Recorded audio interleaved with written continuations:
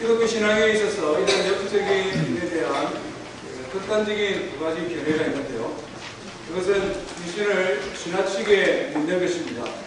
말하자면 모든 것의 원인을 마귀와 귀신의 탓으로 돌리는 것입니다. 머리가 좀 아파도, 부부가 심하게 싸움을 해도, 아이들이 자다가 악몽을 꾸거나 가위에 눌려도 마귀가 들어서 그러나 귀신 때문에 그렇다, 이렇게 원인을 두는, 그래서 우리 일상의 삶 속의 모든 영역 속에 마귀의 영향력을 너무 크게 인정하는 그런 신앙의 부류가 있습니다. 위험한 신앙생활이라고 할 수 있습니다. 또 반대로 전혀 귀신에 대하여 인정하지 않는 그런 신앙인의 모습도 있는 것이 사실입니다. 뭐든지 아주 좋아 보이는데요. 이것도 위험합니다. 그렇지 않습니까? 우리가 한 나라에 간첩이 없다, 첩자가 없다, 이런 생각을 국민들이 다 가지고 살아간다면 간첩이 얼마나 활동하기에 좋겠습니까? 신앙생활 역시 마찬가지다는 것이죠. 영적인 마귀와 사탄에 대하여 없다, 나는 안 믿는다, 인정 안 한다. 그렇지만 실제하고 우리의 의식, 무의식 속에 생각이나 또 가치관, 우리의 행동 속에 악한 영향을 미치게 된다는 것입니다. 의식하지 못하는 사이에는 그런 악한 영향력에 의해 지배받는 삶을 살아가니 이건 역시 옳지 못하다 하는 것입니다. 오늘은 이 부분에 대해서 조금 다뤄보기를 합니다. 우리가 지난번에 예수님께서 마귀에게 시험 받으셨더라 이 말씀을 한번 나누었습니다. 그때에 마귀가 어떤 존재이냐 하는 것은 제가 일부러 생략을 했습니다. 오늘 이 시간에 다루기 위해서. 거기 보면 예수님께서 마귀에게 시험을 받으시더라. 영어로 보면 He was tempted by the devil 이렇게 되어 있습니다. The devil, 마귀 이 말이죠. 오늘 우리가 누가복음 4장 31절 이하를 살펴볼 텐데요.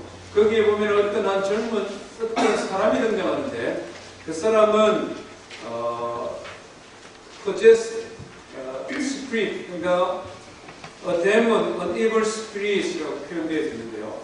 악한 영, 마귀에게 사로잡혔다, 이런 표현이 등장을 합니다.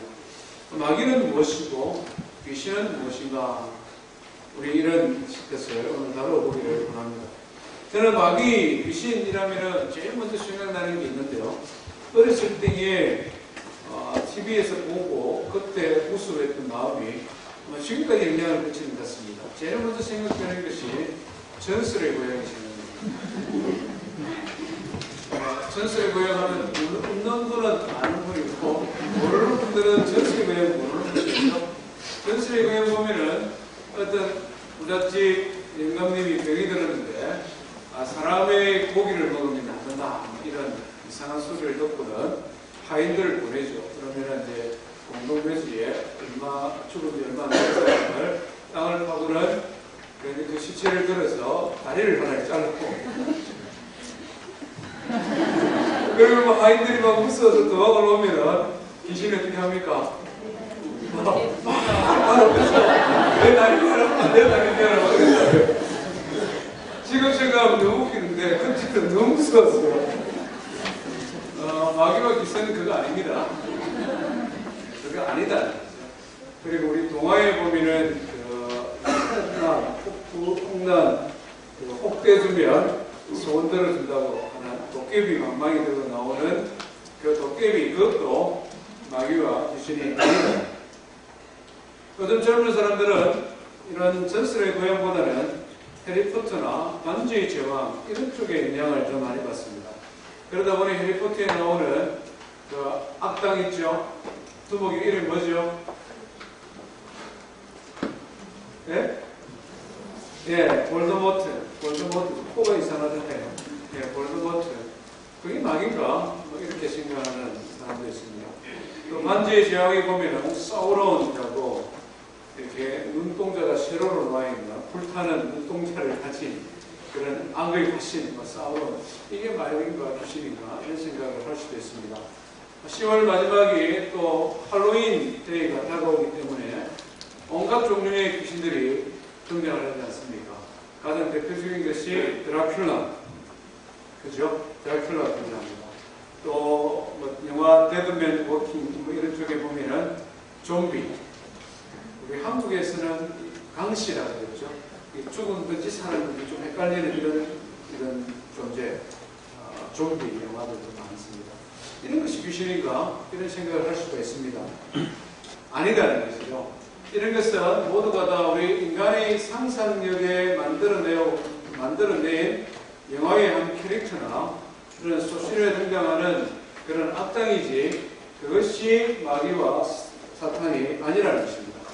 사람들이 마음속에 뭔가 초능력을 가진 존재가 되었으면 내가 뭔가 능력을 가진 그런 사람이 함께 보았으면 이런 소망들은 모든 문화, 모든 환경들 속에 있었는데 거기에서 발전되어 와서 전술로도 남는 것도 있고 또 문화적인 상품으로 우리에게 전달되어지는 것도 있고 또 신화와 전술로 전해 내려오는 것도 있습니다. 이런 것은 아니다. 우리는 마귀와 또 귀신에 대한 정확한 지식이 필요합니다. 왜냐하면 이것은 실제 살아있는 실체이고 우리의 신앙의 삶뿐만 아니라 일상의 삶에 영향력을 미치는 영적인 존재이기 때문에 그렇습니다. 세상의 그 어떤 곳에도 어떤 책, 어떤 TV, 어떤 곳에서도 이런 영적인 세계에 대한 정확한 지식을 전해줄 수 있는 것이 없습니다. 오직 진리의 말씀, 하나님의 말씀만이 영적인 피조물인 마귀와 또 귀신에 대한 지식을 우리에게 줄 수 있다는 것이죠. 오늘은 이 부분을 좀 다뤄보기를 원합니다. 아주 예민한 부분이고 또 우리 성도님들이 기도하는 마음으로 또 맑은 영성을 가지고 영혼을 가지고 말씀을 들을 수 있도록 우리가 좀 집중했으면 좋겠습니다. 하나님 말씀은요 누가복음 4장입니다. 누가복음 4장에 예수님께서 귀신 들린 자의 그것을 고쳐주는 귀신을 축기하는 장면인데요. 귀신이 무엇을 무서워하는가? 귀신이 예수님과 어떤 대화를 나누는가? 그것에 주목하면서 우리가 성경을 읽어봤으면 좋겠습니다. 누가복음 4장 31절에서 37절입니다. 갈릴리의 가버나움 동네에 내려오사 안식일에 가르치시매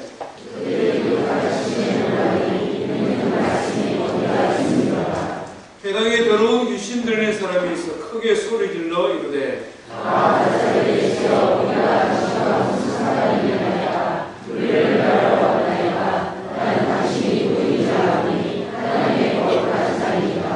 예수께서 부짖어 이르시되 잠잠하고 그 사람에게서 나오라 하시니 귀신이 그 사람을 무리 중에 무너뜨리고 나오되 그 사람은 상하지 아니한지라.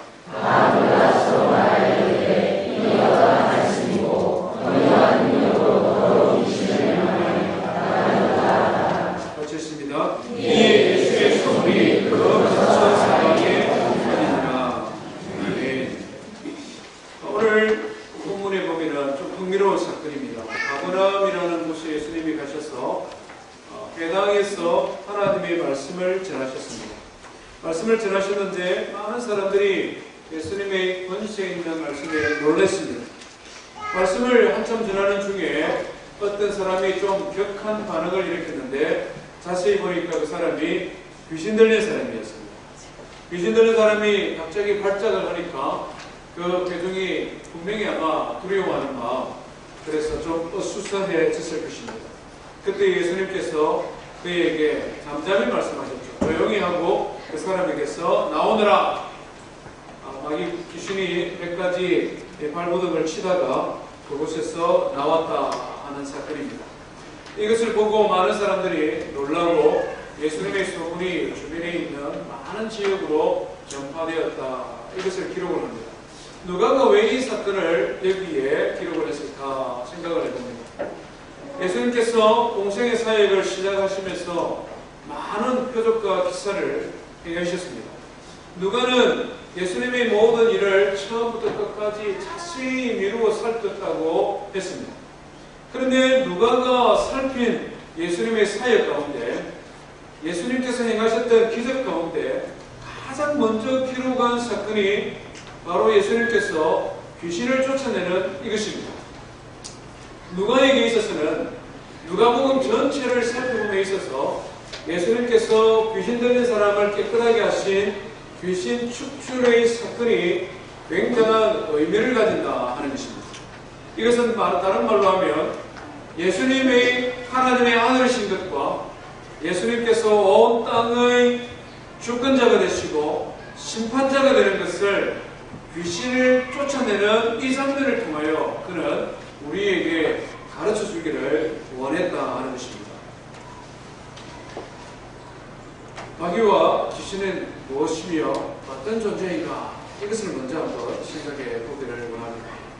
영어 성경에서는 The Devil이라고 마귀에 대하여 표현을 합니다. 사탄이라고 말하기도 합니다. 이것은 사람들이 꾸미내온 가상의 존재가 아니라 실제적으로 존재하는 영적인 실제다 하는 것, 우리가 먼저 생각해 봐야 되겠습니다. 사탄이라는 이 말 자체가 히브리어에서 왔는데요. 히브리어에서 사탄은 사탄이라고 표현합니다. 발음합니다. 그 의미는 보면 고소하다, accuse, 교소하다, 비난하다, slander 이런 뜻을 가지고 있습니다. 그래서 고소하고 비난하는 사람, 이것이 사탄이다.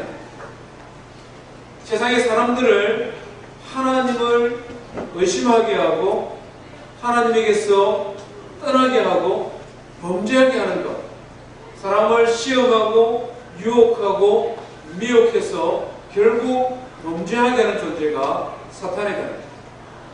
헬라어에서는 단어를 조금 다른 걸 사용했는데요. 사타나스라는 단어를 사용하기도 하고 디아볼로스라는 단어를 사용하기도 했습니다. 우리가 영화 보면은 디아볼로스라는 영화가 있지 않습니까? 그 뜻이 뭐냐면 사탄이다. 근데 거기에 등장하는 디아볼로스는 성경이 말하는 디아볼로스와는 완전히 다르다. 성경에서 이 마귀, 사탄이 가장 먼저 등장하는 것은 창세기입니다. 창세기.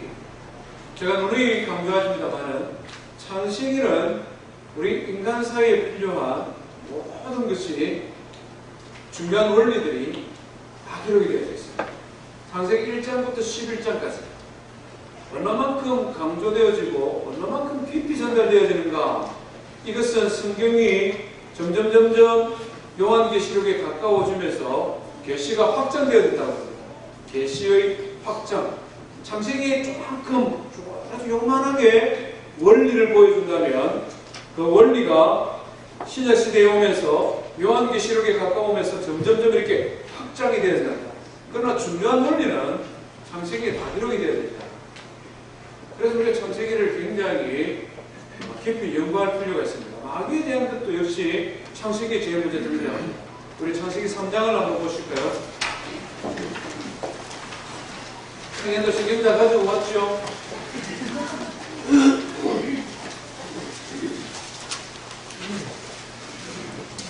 성경 꼭 가져다야 됩니다, 주민들.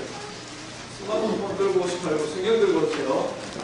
성경 창세기 3장 1절부터 6절, 7절 말씀까지 보면은 이 마귀가 하는 짓이 무엇인지, 마귀가 어떤 존재인지를 가르쳐 주고 있습니다. 마귀가 하는 말을 보면 정말 마귀는 이런 일을 하는 사람이구나, 이런 일을 하는 존재구나 하는 것을 우리가 깨달을 수 있습니다. 1절 말씀 한번 읽어보겠습니다. 시작. 그런데 뱀은 여호와 하나님이 지으신 들짐승 중에 가장 강교하니라. 뱀이 여자에게 물어이르되 하나님이 참으로 너희에게 우선 모든 나무의 열매를 먹지 말라 하시느냐. 이 말 속에 마귀가 어떤 존재인지 그 특징이 고스란히 담겨 있습니다. 첫 번째 마귀는요, 사람에게 의심을 심어줍니다. 의심. 그렇지 않습니까? 하나님께서 과연 그런 명령을 했을까? 그런 말씀을 하셨을까? 이런 의심을 심어줍니다. 그렇지 않습니까? 하나님께서 정말 동산에 있는 나무의 실과를 먹지 말라 했느냐? 이 질문입니다. 의심을 심어주는 거죠. 그런데 이 의심 자체가 거짓말이라는 것입니다. 거짓말을 통하여 의심합니다. 왜냐하면 하나님께서 하나님께서는 동산나무의 실과를 먹지 말라고 말씀한 적이 없거든요. 우리 앞으로 한번 넘겨보십시다. 2장 16절 말씀 한번 읽어보겠습니다. 2장 16절 17절입니다. 여호와 하나님이 그 사람에게 명하여 이르시되 동산 각종 나무의 열매는 내가 임의로 먹되 선악을 알게 하는 나무의 열매는 먹지 말라. 마귀가 한 말과 하나님께서 직접 하신 말씀은 너무 다르죠. 하나님께서는 동산에 있는 모든 나무의 실과를 임의로 먹으라. 너 먹고 싶은 만큼 먹으라. 하나님 말씀이라는 거죠. 그런데 마귀는 거짓말을 잘하기 때문에 그것을 살짝 비틀었습니다. 이렇게 아름다운 과일이 많은데 하나님께서 너희 다 먹지 말라 하느냐? 거짓말로 하나님에 대한 믿음을 의심하게 하는 거죠. 의심하게 하는 거죠. 거짓말인 것이죠. 그 자체가 거짓말인 것이죠. 그리고 또 밑에 보면 거짓말했죠. 선악을 알게 하는 나무의 실과는 먹으면 죽으리라 하는데 마귀는 뭐라고 합니까? 한번 넘겨볼까요? 3장 4절 5절 한번 볼까요? 4절 5절 시작. 매일의 여자에게 너희가 죽지 아니하리라. 너희가 그것을 먹는다면 너희 둘이 밝아져 하나님과 같이 되어 선악을 알 줄 하나님이 아심이니라. 거짓말하죠. 완전 거짓말합니다.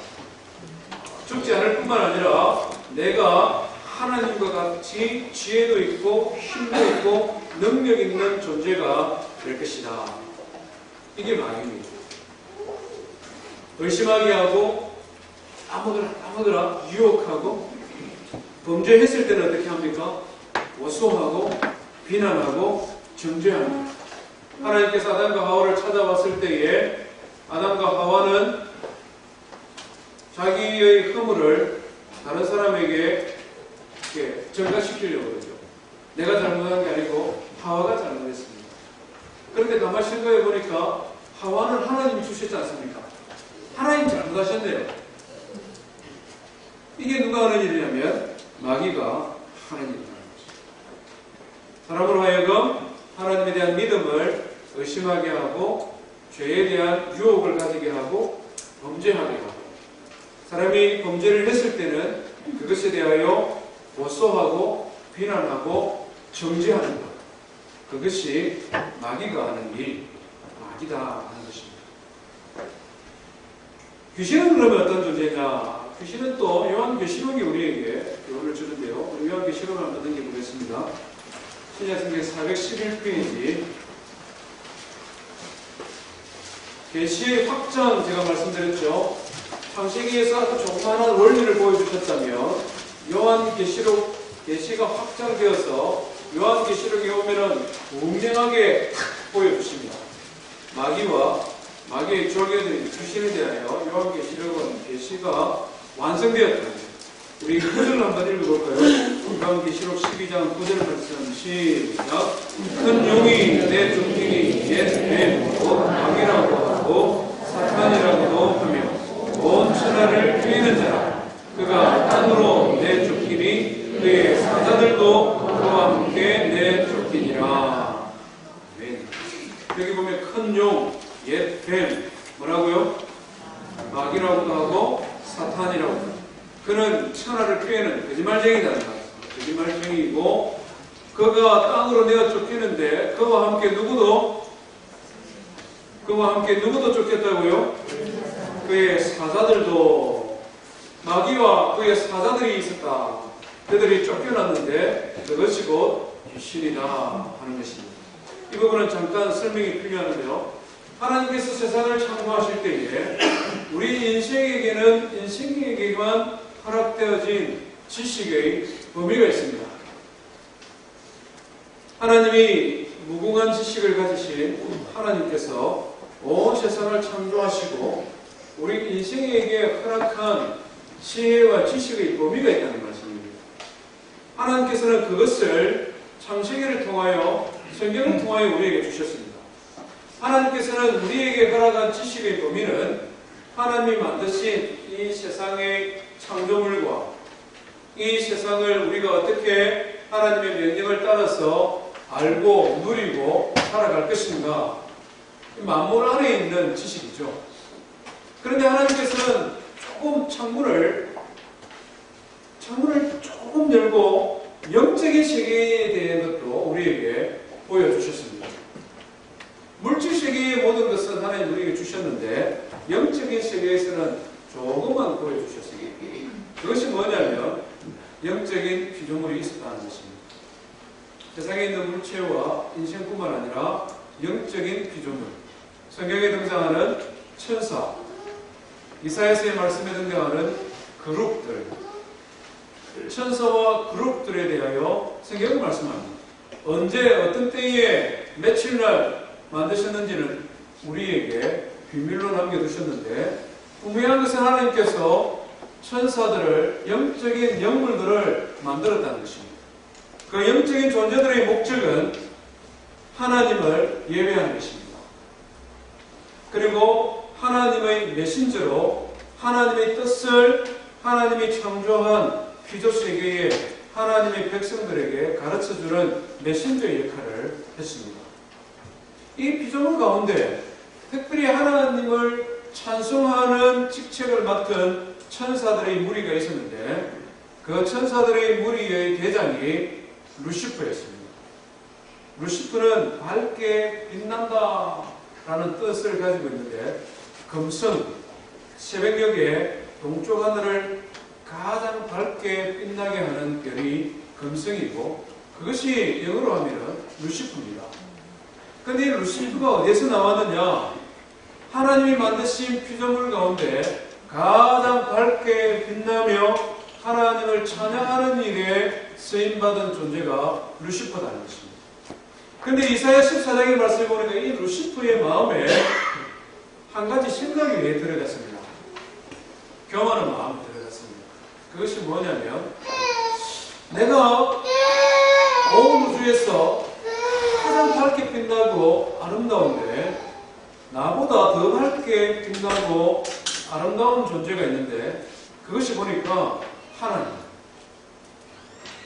그것이 영광 가운데 계시는 하나님.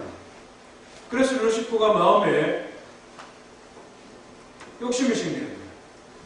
나도 하나님과 같이 한번 되어봤습니다. 내가 하나님에 비하여 부족한 게 뭘지? 나도 하나님과 한번 같이 될 수 있지 않을까? 그런 생각을 하고 하나님의 영적인 피조물 가운데 천사들 가운데 3분의 1을 오셨습니다. 성경에 보니까. 자기가 잘하는 실력을 최대한 발휘를 해서 하나님에 대한 믿음을 의심하게 하고 죄에 대한 유혹의 마음을 심어주고 결국은 하나님 앞에 도전하게 했습니다. 그 무리가 천사들의 3분의 1쯤 된다. 요한계시록은 기록합니다. 하나님께서 그것을 보시고 천사장 미가엘과 그의 사자들을 보내어 루시퍼와 그의 사자들을 무찌르게 하셨죠. 우리 눈에 보이지 않지만 영적인 세계에서 일어난 실제를 요한계시록이 우리에게 보여주고 있습니다. 그래서 그들이 하나님의 심판을 받고 징계를 받아 땅으로 내어 쫓기니 마귀와 그의 사자들이 땅으로 내어 쫓기더라. 성경에 기록을 하고 있다는 것입니다. 마귀와 귀신은 다른 말로 하면 타락한 천사들입니다. 타락한 천사들. 하나님께서 그들을 영원히 사는 영적인 존재로 만드셨기 때문에 마지막 최후의 심판까지는 그들 역시 영원히 살아가는 존재들입니다.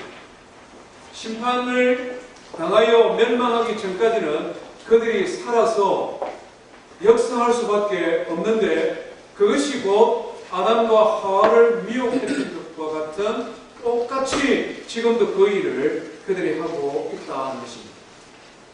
영원히 살아서 하나님을 찬양해야 될 천사들이 타락하니까 영원히 살아서 하나님의 형상으로 지음받은 인생들의 마음에 하나님에 대한 의심을 심어주고 죄에 대한 유혹의 마음을 주고 범죄하게 하고 결국 범죄했을 때는 고소하고 원망하고 비방하는 일을 하도록 지금껏 역사하고 있다 하는 것입니다. 그것이 이 세상에서 역사하고 있는 마귀와 사단이다. 마귀와 귀신이라는 것입니다. 예수님께서 친히 말씀하셨죠. 요한복음 8장 44절에 예수님께서 이렇게 말씀하셨습니다. 너희는 예수 그리스도를 부인하고 알지 못하는 세상에 대하여 주님이 하신 말씀입니다. 너희는 너희 아비 마귀에게 났으니 너희 아비의 욕심대로 너희도 행하고자 하느냐.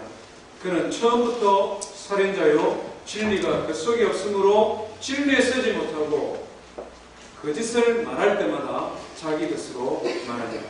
그는 곧 거짓말쟁이요 거짓의 아비가 되었느니라. 이 세상이 그렇게 돌아가고 있다는 것입니다. 세상이 악하고 타락하고 점점점 세상이 범죄가 더 흉폭해지가는 이유는 뭐냐? 너희 아비 마귀의 언더 컨트롤 아래 있기 때문에 그렇습니다. 영어 성경이 이렇게 표현합니다. You belong to your father, the devil. 세상은 너희 아버지인 devil, 마귀에게 belong to, 속했다. 이 세상은 마귀의 권세 아래 있다는 것입니다. 요한 1서 5장 18절에는 요한 사도는 또 분명히 우리에게 더 말씀하는데요. 우리가 아는 것은 우리는 하나님에게 속하였고 온 세상은 악한 자 안에 있음을 알지 못하는 것입니다. 우리는 하나님의 자녀이지만 세상은 악한 자 안에 있다. The whole world is under the control of the evil. 온 세상은 under the control, 마귀의 컨트롤 아래 있음을 알지 못하느냐. 하나님께서 왜 하나님의 자녀인 우리에게 세상과 그 세상에 있는 것들을 사랑하지 말라 명령하셨느냐 하면 이 세상이 바로 under the control of the evil, 악한 자의 컨트롤 아래 있기 때문에 그렇다. 우리 에베소서 2장을 한번 찾아보십시다. 에베소서 2장입니다. 우리 잠이 오시는 분은 성경을 찾으시고 허벅지를 한번 오늘 아주 예민한 주제를 우리가 다루고 있기 때문에 이렇게 맑은 정신으로 말씀을 드릴 필요가 있습니다. 자, 에베소서 2장에 보면 바울 사도는 너희와 우리, 그때와 지금을 분리합니다. 그때와 지금, 그때는 뭐냐면 이방인들, 에베소에 살아가는 사람들, 하나님도 알지 못하고 예수님도 알지 못하는 그때의 너희들은, 그리고 지금은 언제입니까? 예수님을 믿고 하나님의 자녀가 된 지금 우리는 구별해서 설명을 한다는 거죠. 1절부터 3절까지 한번 읽어보겠습니다. 시작. 그는 허물과 죄로 죽었던 너희를 살리셨도다. 그때에 너희는 그 가운데 행하여 이 세상 풍조를 따르고 공중의 권세 잡은 자를 따랐으니 곧 지금 불순종의 아들들 가운데 역사하는 영이라. 전에는 우리도 다 그 가운데서 우리 육체의 욕심을 따라 지내며 육체와 마음에 원하는 것을 하여 다른 이들과 같이 본질상 진노의 자녀이었더니. 너무나 분명하게 말씀하시죠. 예수님, 그는 허물과 죄로 죽은 우리를 살렸다. 예수님은 우리를 살려주셨는데 우리가 예수님으로부터 살림받기 전에 그때는 공중권세 잡은 자들, The devil, 악한 자의 언더 컨트롤 아래에 있어서 그들의 지배하는 영을 따라 살아갔다는 것입니다. 알지 못하고 가운데 육체의 욕심을 따라 지내고 육체와 마음이 원하는 것들을 하면서 이것이 내가 인생으로서 살만한 것이고 잘한다고 생각하고 살아왔는데 알고 보니 그것이 The devil, 악한 녀석들의 컨트롤 아래에 있는 본질성 진노의 자녀로 멸망의 길을 걸어왔다는 것. 그때에 우리가 예수님을 알기 이전에 예수님을 알지 못하는 인생들, 예수 그리스도 안에 속해 있지 않는 세상, 의식하든지 의식하지 않든지, 받아들이든지 받아들이지 않든지, 그것을 인정하든지 인정하지 않든지, 성경이 주는 분명한 교훈은 본질상 진노의 자녀와 다를 바가 없다. 그 영향력 아래에서 거기에 속하여서 미혹된 삶을 살아갈 수밖에 없는 것이 세상이다 하는 것입니다. 마귀와 이 귀신들은 이와 같은 영적 실체를 가지고 우리 개개인의 신앙의 삶에 영향력을 미칩니다. 구체적으로 어떻게 영향을 미치는지 마귀와 귀신의 특징들을 우리가 한번 살펴보기를 원합니다. 우리 누가복음으로 다시 한번 돌아와 보십시다. 오늘 우리가 읽은 본문에 보면은 이 귀신이 들린 사람들의 특징이 많이 있습니다. 우리가 짧은 시간 다 다룰 수는 없고요. 다음에 또 한번 기회가 있을 것이고 오늘은 세 가지만 다뤄보기를 원합니다. 마귀와 귀신에 사로잡혀 살아가는 인생들의 특징이 있다는 것이죠. 그 첫 번째 특징은 따라합시다. 쉽게 드러나지 않는다. 간첩의 특징하고 비슷합니다. 간첩의 특징이 쉽게 드러나지 않잖아요. 쉽게 드러나지 않는다는 거죠. 33절 한번 보십시오. 회당에 더러운 귀신이 들린 사람이 있어 크게 소리 질러 이르되 이렇게 말합니다. 그는 회당에 있었다는 것입니다. 회당이라는 것은 제사장이 있고 선지자들이 있고 율법 교사들이 있어서 하나님의 말씀을 가르치고 하나님 앞에 찬양하며 하나님 앞에 예배하는 곳에 귀신 들린 자가 있었다는 것입니다. 그가 얼마만큼 그곳에 오래 있었는지를 모르겠습니다.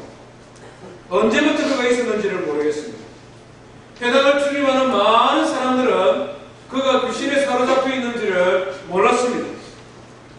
단지 예수 그리스도 그분이 회당으로 가셨고 그분이 능력 있는 말씀을 전하시니 예수 그리스도 그분이 회당에 있을 그때에야 비로소 사람들은 저 사람이 귀신 들린 사람이었구나 그것을 알게 되었다는 것입니다.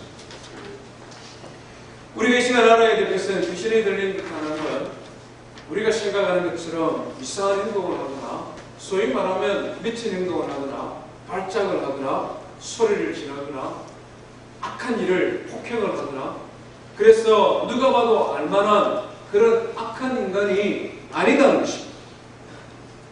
우리가 다음에 한번 살펴보겠습니다만은 그렇게 역사하는 악한 영도 있습니다만은 그것이 일반적인 특징이 아니라 오히려 자기 자신을 엄밀하게 감추고 가장하는 것, 그래서 평범한 사람들이 잘 알아보지 못하는 것, 그것이 마귀와 귀신의 일반적인 특징이라는 것입니다. 얼마만큼 마귀는 자기 자신을 잘 꾸리고 변장을 하는지 성경은 마귀를 향하여서 광명한 천사와 같이 변장하여 믿음의 사람들도 미혹한다라고 말씀하고 있습니다. 고린도후서 11장에 이렇게 기록합니다. 이것은 이상한 일이 아니다. 거짓 사도가 등장하고 거짓 교사가 등장하고 교회 공동체에 악한 사람이 등장하는 것은 이상한 일이 아니다. 사단도 자기를 광명의 천사로 가장하느니 그러므로 사탄의 일꾼들도 자기를 의의 일꾼으로 가장하는 것이 또한 대단한 일이 아니니라. 그들의 마지막은 그 행위대로 아니라. 그 모습 보고 평가하지 말라는 것입니다. 그가 하는 말을 가지고 평가하지 말라는 것입니다. 심지어는 교회 공동체 안에 말씀을 가르치는 영적인 지도자들 가운데서도 하나님의 자녀들을 진리로 이끌어가기보다는 오히려 마귀와 그의 종돌이 하는 것처럼 의심하고 유혹하고 범죄하게 하여서 결국 하나님을 향하여 고소하고 고발하고 원망하게 하는 그런 존재가 있다는 것입니다. 그들의 말이나 그들의 겉모습이 아니라 그들의 행위를 보고 열매를 보고 그들을 분별하라. 마귀가 가지고 있는 귀신의 두 번째 특징이 되는데요. 이것은 첫 번째하고 연결되어지는 부분입니다. 과연 마귀가 귀신이 그러면 하나님의 백성들, 성도들에게도 들어갈 수 있을까? 성도들을 사로잡을 수 있을까? 우리 성도님들 어떻게 생각합니까? 귀신이 성도들도 사로잡고 들어갈 수 있습니까? 이거 이해하시는 분 몇 분 계십니까? 이쪽에 분들은 어떻게 생각하십니까? 어떻게 생각하십니까? Yes 아니면 No 둘 중에 하나죠. 성경이 우리에게 가르쳐주는 일반적인 교훈은 그가 진정 예수 그리스도를 믿는 하나님의 자녀, 예수 그리스도는 나의 구원의 주요, 나는 하나님의 자녀입니다. 믿음으로 고백하는 성도는 귀신이 침범할 수 없다고 성경이 일반적으로 우리에게 가르쳐주고 있습니다. 왜냐하면 귀신 들렸다라고 말할 때 이 들린다는 의미를 우리가 잘 생각해 볼 필요가 있습니다. 오늘 33절을 다시 한번 보십시오. 여러분 귀신 들린 사람, 영어 성경을 뭐라고 표현합니까? There was a man possessed by a demon, an evil spirit. 이렇게 표현합니다. possessed라는 단어를 사용했습니다. 킹 제임스 성경을 보니까 had라는 단어를 사용합니다. had. possess, had. 앞에서 제가 인용했던 under the control, 그 앞에 말씀드렸던 belong to, 이런 모든 단어들은 소유권과 관련되어 있어요. 소유권. 누가 소유하고 있느냐? 누가 이 사람의 정신을 소유하고 있느냐? 누가 이 사람의 마음을 소유하고 있느냐? 누가 이 사람들의 마음과 생각을 조종할 수 있느냐? 그것이 의해서 소유권이 결정되는 거지. 소유권. 그런데 귀신이 들린다는 말은 귀신에게 소유권이 있다는 말이에요. 그런데 하나님의 자녀인 우리는 누구에게 소유권이 있습니까? 우리는 나의 것이 아니요 하나님의 것이라고 말씀하지 않습니까? 고린도후서 11장에 보면 성경은 너무나 분명히 말씀하죠. 고린도전서 6장에 이렇게 기록합니다. 너희 몸은 너희가 하나님께로부터 받은 바 너희 가운데 계시는 성령의 전인 줄 알지 못하느냐? 너희는 너희의 것이 아니요 누구의 것이라고요? 하나님의 것이다. 값으로 산 것이 되었으니 하나님의 전이다. 예수 그리스도의 피로 우리를 값주고 사셨다는 것입니다. 예수 그리스도가 십자가에 달려 죽으심으로 그것을 믿을 때에 예수님의 피값으로 우리의 모든 죄가 다 용서가 받고 그래서 우리는 하나님의 자녀가 되었다는 것입니다. 우리는 하나님의 것이라는 것입니다. 하나님의 것이니 하나님 앞에 영광 돌리는 것이요 하나님의 컨트롤 아래 있는 것이요 하나님의 소유라는 것입니다. 악한 마귀가 우리를 침범하고 우리에게 소유권을 주장할 수 없다. 그런데 우리가 왜 악한 마귀가 우리를 지배할 수 있다고 생각합니까? 왜 그렇게 생각되죠? 하나님은 분명히 하나님 말씀은 우리는 하나님의 것이요 성령의 전이다라고 못 박아버렸지 않습니까? 성령으로 인을 쳐버렸지 않습니까? 너희 안에 계신 성령이 너희가 하나님의 자녀인 것을 증거하기 때문에 인을 쳐버렸거든요. 말하자면 문서에다가 채급체 너는 성부, 성자, 성령 하나님의 것. 그런데 왜 우리가 신앙생활을 하다 보면 악한 마귀의 영향 아래 있는 것 같은 생각이 들기도 하고 실제 그런 사람이 있는 것 같기도 하고 왜 그럴까요? 성경에 보면은 그런 사람들이 등장하지 않습니까?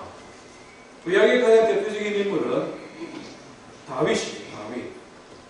성령으로 충만한 사람이고 시크들 하나님을 찬양한 사람이요 하나님의 마음이 합한 사람이지만 그도 마귀의 충동을 받았다. 충동.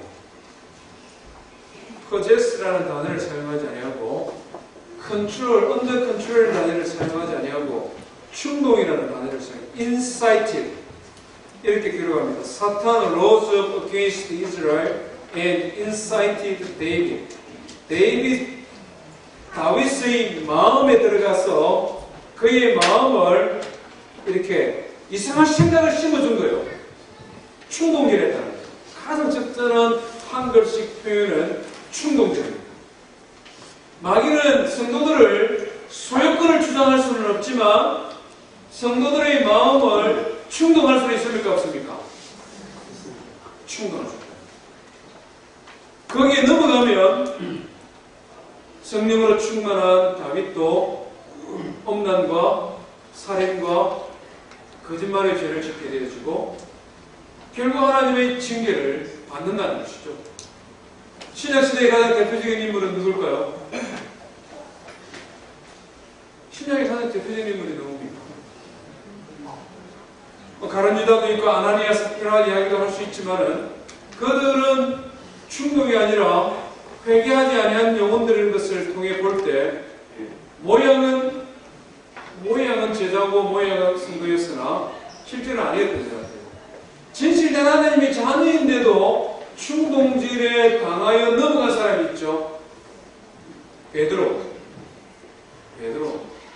베드로는 하나님의 예수 그리스도의 제자요 사도지 않습니까? 예수 그리스도를 향하여 주는 그리스도시요 살아계신 하나님의 아들이라고 첫 번째 고백했던 인물 아닙니까? 그런데 예수님께서 그에게 경고를 줬습니다. 베드로야, 닭 물기 전에 내가 3번 나를 부인할 것인데 마귀가 너를 체질한다. 밀을 체질하듯이 너를 까부르려고, 너를 유혹하려고, 너를 미혹하려고 노력할 때인데 너는 깨어있으라. 돌이켜라. 그리고 베드로는 그 시험에는 넘어갔습니다. 모른다고 부인했습니다. 그러나 그것으로 망해버리지 아니하고 베드로는 어떻게 합니까? 회개하고 돌이킨 후에 예루살렘 교회 공동체에 일꾼이 되어지고 사도로서 순교하는 자리까지 나아가는 모습을 보게 됩니다. 하나님의 진실된 자녀는 충동들을 받을 수 있습니다. 그래서 베드로가 베드로후서에서 뭐라고 기록을 하고 있습니까? 근신하라, 깨어라. 너희 대적 마귀가 우는 사자와 같이 두루 다니며 삼킬 자를 찾나니. 이것은 자신의 경험에서 나오는 말입니다. 하나님의 자녀로 예수 그리스도를 믿는 믿음이 있지만 대적 마귀가 우는 사자처럼 삼킬 자를 찾아다니는 것을 내가 경험해봤고 내가 넘어진 경험이 있으니 너희들은 그렇게 넘어지지 말아라. 깨어있으라. 베드로 사도가 우리에게 도전을 한다 하는 것입니다. 믿음의 사람, 성도들은 결코 마귀의 소유가 될 수 없습니다. 아멘입니까? 아멘. 그럼에도 불구하고 끊임없이 미혹하고 유혹하고 넘어지게 하는 것이 또한 마귀의 악행입니다. 성도들은 경각심을 가지고 영적인 싸움에서 이기는 승리하는 성도 되기를 주의 이름으로 축원드립니다. 마지막으로요, 마귀가 가지는 특징이 있는데 그것은 뭐냐면 누구보다도 자기 자신에 대하여 정확하게 잘 알고 자기의 마지막이 어떻게 될 것인지도 잘 아는 것이 마귀요 귀신이라는 것입니다. 오늘 32절, 34절을 다시 한번 보겠습니다. 예수님께서 나타나자마자 말씀을 전하자마자 귀신 들린 사람이 소리 지릅니다. 아! 나사렛 예수여.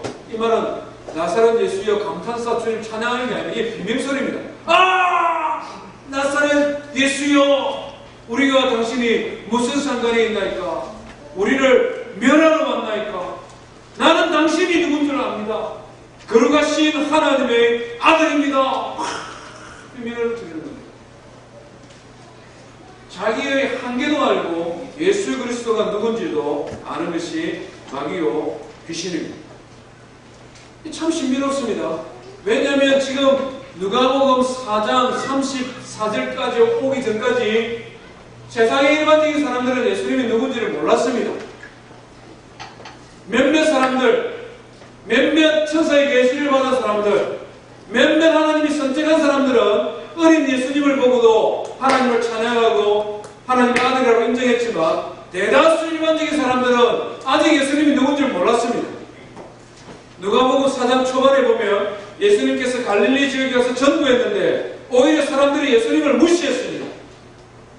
요셉의 아들 아니냐? 저 어머니 아버지가 갈릴리 사는데 자기가 건방지게 선지자라고 주장하다니 허허 웃기고 있네. 이러면서 예수님을 낭떠러지에 떨어뜨리려고 몰고 갔던 사람들입니다. 대다수 사람들은 예수님이 누군지를 모를 때에 귀신 들린 사람은 예수님을 정확하게 알고 소리치는 것입니다. 당신은 하나님의 거룩한 자입니다. 당신은 하나님의 아들입니다. 마귀가 이것을 어떻게 알았을까요? 귀신이 어떻게 해서 알았을까요? 옛날에 천사였지 않습니까? 그 누구보다도 삼위 하나님의 영광을 가까이서 지켜보고 경험한 존재가 타락한 천사다. 누구보다도 잘 압니다. 우리보다 어쩌면 더 잘 알아요. 왜? 그들은 실제 하나님의 영광을 옆에서 본 자들이기 때문에 그렇습니다.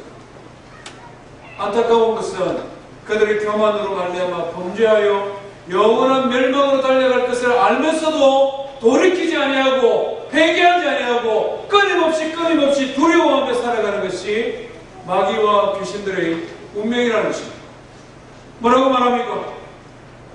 주의 때가 아직 다하지 않았는데, 우리 때가 아직 다하지 않았는데 우리를 멸하러 왔습니까? 하나님의 거룩한 자시오, 아직 우리 때가 좀 남아있지 않습니까? 발버둥 치는 겁니다. 자기들의 종말이 어떤 때인 것을 귀신들은 누구보다도 잘 압니다. 누구보다 8장에 보면 거라사 지역에 군대 귀신 들린 한 사람이 등장합니다. 이 사람은 예수님을 향하여 뭐라고 소리칩니까? 주여! 불쌍히 여기달래.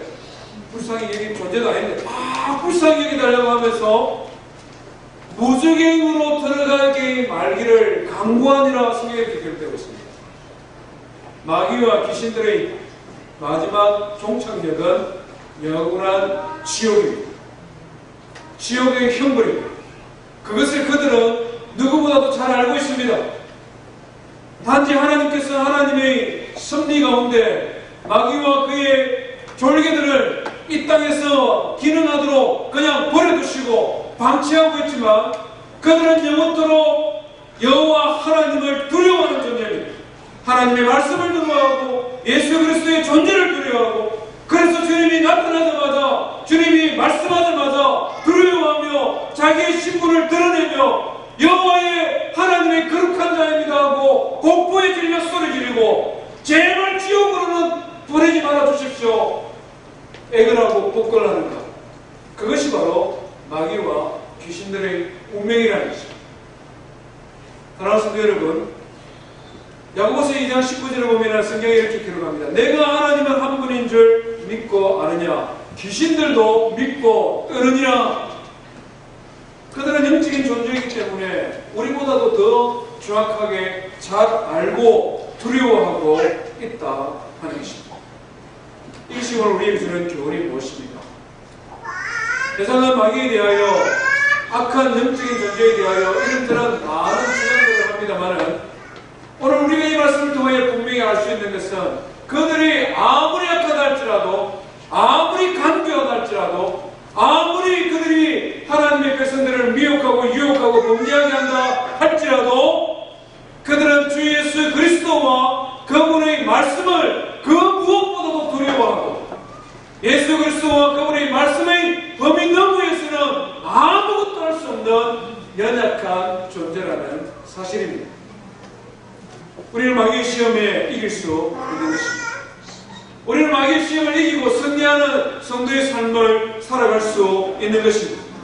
예수 그리스도 그분이 주신 진리의 말씀, 그 하나님의 말씀이 선포되어질 그때에 마귀를 힘을 잃을 수밖에 없는 것입니다. 사랑하는 성도 여러분, 예수 그리스도를 믿는 믿음의 확신 위에 서기를 주의 이름으로 축원드립니다. 예수님께서 진리의 말씀으로 마귀의 시험을 물리친 것처럼 말씀의 능력과 권위를 붙들고 이 마지막 시대 속에 승리하는 신앙인의 삶을 살아가기를 주의 이름으로 축원드립니다. 우리 말씀 기억하며 함께 하나님 앞에 찬송하십시다.